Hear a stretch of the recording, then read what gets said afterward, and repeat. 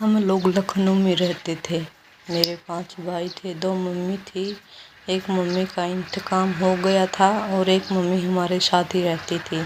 हम 3 भाई का एक मम्मी से थे और 2 भाई एक मम्मी से थे और हम 5 भाइयों का पिता एक ही था। हम 3 भाई काफ़ी बड़े थे और वह 2 भाई काफ़ी छोटे थे। एक 10 साल का था, एक 6 साल का था। हम 3 भाइयों अपने पिता की बात कम मानते थे और बात बात पर उन्हें झूठ भी बोलते थे और हम तीनों भाइयों की शक्ल सूरत भी कुछ खास नहीं थी और हमारे पिता ने हम तीनों की शादी कर दी थी और हम सब छोटा मोटा काम करके अपने परिवार का पेट पालते थे। हमारे पिता हम पर ज़्यादा विश्वास नहीं करते थे। हम 5 भाई बाग में जाते थे क्योंकि हमारा बाग का आम का बाग था और जब थोड़ी सी आंधी आती हम बाग की तरफ दौड़े जाते और आम को नीचे गिरे हुए उठाते और घर लाकर आमों को हिस्सा लगा दिया करते। हम 3 भाई ज़्यादा आम लेते और उन दोनों भाइयों को कम दिया करते थे। हम तीनों भाई उन दोनों भाइयों से बहुत चिढ़ते थे क्योंकि हमारे पापा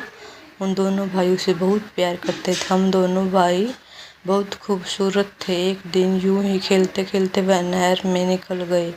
जो 10 साल का था वह नहर के अंदर गिर गया था और धीरे धीरे नहर के बीच जा रहा था और छोटा भाई देख देख कर बहुत छटपटा रहा था कि अपने भाई को कैसे बचाऊं और चिल्ला रहा था। काफ़ी देर से हो गया, कोई मदद करने नहीं आया तो वह खुद ही नहर के अंदर कूद गया अपने भाई को बचाने के लिए और फिर उसने अपने भाई को बचा ही लिया और फिर दोनों भाई अपने घर की तरफ चल दिए। मन ही मन बहुत डर रहे थे कि हम घर वालों को क्या बताएंगे। अब गांव जाएंगे तो बहुत पिटाई होगी। जब बताएंगे कि हम नहर में गिर गए तो यह चीज़ें हुई।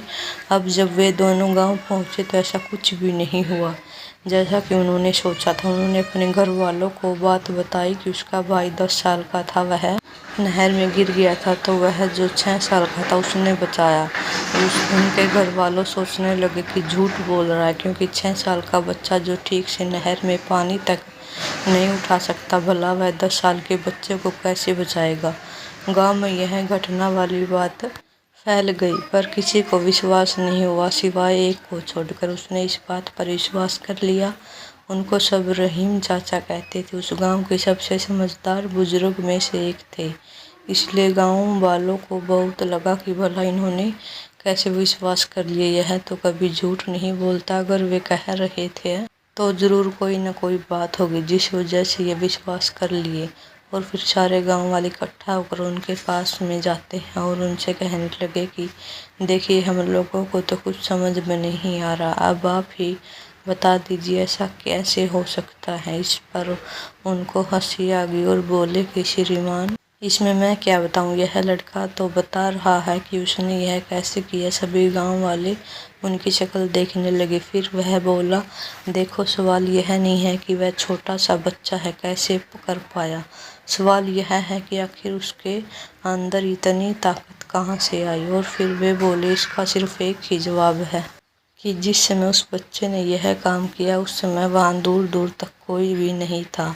उसे वह बताने वाला था कि तू यह नहीं कर सकता और यही कारण है कि बच्चा अपने दोस्त को बचाने में सफल रहा। गांव वाले यह जवाब सुनकर स्थिर हो गए और फिर किसी ने उस पर कुछ सवाल नहीं किए। वे सब चुपचाप हो गए, उन्हें उनका जवाब मिल चुका था। और हम 3 भाई भी यह माजरा सुनकर हैरान थे। हम अंदर ही अंदर सोच रहे थे कि यह दोनों मर क्यों नहीं गए और दूसरी माँ की भी बीमारी की वजह से इंतकाल हो गया।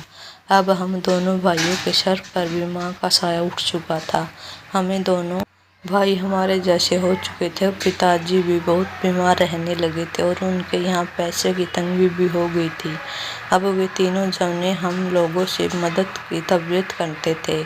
हम वह दोनों भाइयों का फ़ायदा उठाया और उन दोनों को काम पर लगवा दिया। पिताजी थोड़े खुश हुए पर उनको हम विश्वास नहीं था कि वह मजबूर थे, करते भी क्या। आप वह अंदर ही अंदर उन दोनों से बदला लेना चाह रहे थे। दिल्ली शहर में काम करता था और एक सिलाई की फैक्ट्री खोली थी। काफ़ी अच्छा चल रहा था। अचानक से उनमें घाटा होने लगा। मेरे ऊपर काफ़ी खर्चा हो गया था। फिर मैं उन दोनों भाइयों को शहर ले गया, एक को होटल में और एक को सिलाई की फैक्ट्री में लगवा दिया था। होटल वाले का मैंने काफ़ी उधार खाया था और मैंने अपने कारीगर को भी खिलाया था। होटल वाले ने काफ़ी पैसे मुझे उधार दिए थे, तो इसलिए मैंने उस भाई को होटल पर लगवा दिया। पर मैंने भाई को नहीं बताया था कि मैंने उसे उधार के बदले तुम्हें होटल पर लगवा दिया था। और होटल वाले को कह दिया कि जब तक मेरा हिसाब चुकता न हो जाए तुम इससे अपना काम करवा सकते हो, क्योंकि यह बहुत मेहनती है, आपका पूरा काम करेगा और पूरी ईमानदारी के साथ करेगा, क्योंकि यह बहुत ईमानदार भी है। और मैंने इसी तरह सबको 2 साल के लिए गिरवी रखा दिया और फिर अपने गांव चला आया। और पिताजी से मैंने बोल दिया कि मैंने उसे काम पर लगवा दिया है। पिताजी थोड़े दुखी भी थे, थोड़े खुश भी थे, पर वह लाचार थे, इसलिए मुझसे और कुछ सवाल नहीं किया। जो दूसरे भाई को सिलाई पर लगवाया था उसने वहीं पर अपना घर बसा लिया, उसने शादी कर अपना घर बना लिया था। वह भी बहुत मेहनती था और अपनी फैमिली के साथ खुशी खुशी रह रहा था। वह थोड़ा मतलबी था, उसने भी पिताजी की कोई हाल चाल नहीं लिया था, न ही घर पर पैसे भिजवाए। उन दोनों के बीच भी बहुत दूरियां थी, क्योंकि मैंने उसे आगरा यूपी में सिलाई के काम पर लगवाया था, इधर उसे दिल्ली होटल में लगवाया था, तो इसलिए इन दोनों के बीच भी काफ़ी बातचीत या कोई खोज खबर नहीं थी। अब 2 साल बाद बीत चुके थे, इधर होटल वाले का कर्जा भी पूरा हो चुका था। अब मैं आज़ाद हो गया था। तब मुझे पहली बार मालूम हुआ कि मेरे भाई ने मेरे साथ कितनी बड़ी गद्दारी की है, पर मैं चुप था, क्योंकि मैं बुरी तरीके से फंस चुका था। होटल वाले की इसमें कोई गलती नहीं थी, क्योंकि एक वह अच्छा इंसान था, उसको एक मेहनती आदमी चाहिए था। उसका इतना कर्जा भी खा लिया था मेरे भाई ने, तो इसलिए चुप कर मैंने उसका सारा कर्जा उतार दिया, क्योंकि मैं दिन में उसका काम किया करता और रातों को अपना पैसा सेव करने के लिए ईंट भट्टे पर काम करता।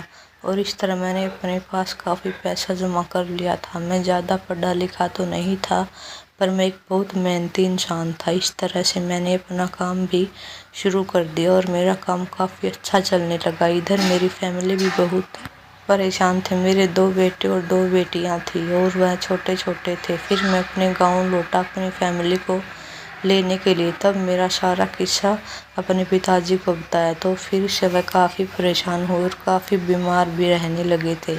मेरे गम में मुझे देखा तो बहुत खुश हो गए थे। फिर मेरे भाई को बहुत सारी दुआओं और फिर पिताजी का इलाज करवाया। पिताजी ठीक हो गए और मैं अपनी फैमिली को लेकर दिल्ली चला आया। कुछ ही दिनों बाद ताज़ा पिताजी का भी देहांत हो गया था। जो भाई मेरे साथ गद्दारी किया था उसका बहुत बुरा हाल हो गया था। पहले तो नेपाल की ऊंची चोटियों पर बस से नीचे गिर गया। सारे यात्री मर गए थे, बस वह ही बच गया था।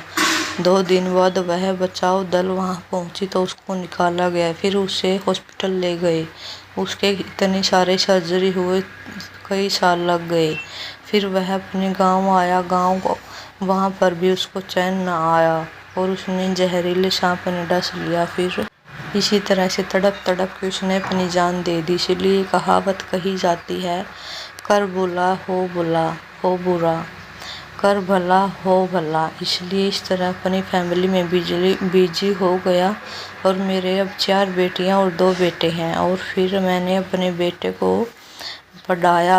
आपको अपने आसपास ऐसे बहुत से लोग मिल जाएंगे जो खुद कोई काम नहीं कर सकेंगे, तो दूसरों को भी यह कहेंगे कि तुम भी यह नहीं कर सकता। इसलिए ऐसे लोगों को अनदेखा करें और अपने आप का पूर्ण विश्वास रखें। हमेशा पॉजिटिव सोचिए। अगर आपको अपने ऊपर पूरा भरोसा है तो दुनिया की कोई भी ताकत आपको नहीं रोक सकती। ये समय बहुत कमाल की चीज़ है जनाब, क्योंकि जिस तरह आपने समय निकाला इस वीडियो पढ़ने के लिए, इसमें यह साफ पता चलता है कि आप अपने समय का सदुपयोग करेंगे, जो कि आप सफलता की ओर बढ़ाएगा। आपका एक कदम होगा, मुझे यह काम करना कठिन लगता है और यह चाह कर भी नहीं कर पाऊंगा। लोग भी बहुत यकीन कहते हैं कि तुम्हें यह काम नहीं होगा, इस काम को मत करो। अगर आपको भी कोई काम शुरू करने से पहले ही कठिन लगने लगता है तो इस कहानी से आपकी यह परेशानी दूर हो जाएगी।